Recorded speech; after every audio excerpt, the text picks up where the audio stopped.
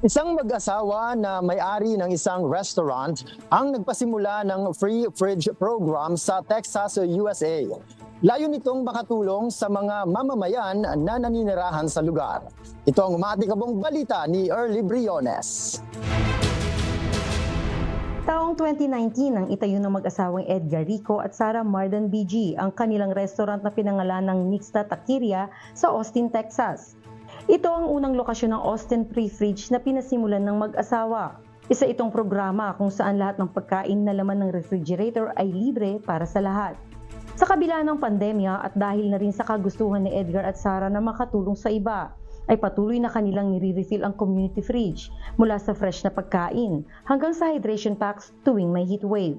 Ngunit ilang buwan lamang ang nakalipas nang mapilitan silang magsara dahil sa electrical issues, na ayon sa mag-asawa ay dahil sa kakulangan ng atensyon ng siyudad ng Austin. Dahil dito ay naisipan ni Edgar at Sarah na mag-set up ng isang GoFundMe page na kung saan marami ang tumugon at nag-donate, kasabay ng mga mensahe ng encouragement at pasasalamat sa kanilang walang sawang pagtulong sa lahat. Sa kasalukuyan ay nagbukas na ulit ang Mixta Taqueria on limited capacity, habang isinasaayos pa ang ibang mga bagay na kanilang kinakailangan. Ayon sa mag-asawa sa isang mensahe na kanilang iniwanan sa kanilang GoFundMe page, masarap sa pakiramdam na alam nilang sila ay suportado ng komunidad. Sa pagtutulong-tulong hindi lamang ng mag-asawa, kundi na rin ng mga nais na makibahagi sa kanilang advokasya, mas maraming taong nangangailangan ang kanilang naabot at natutulungan. Early Briones, UNTV News and Rescue.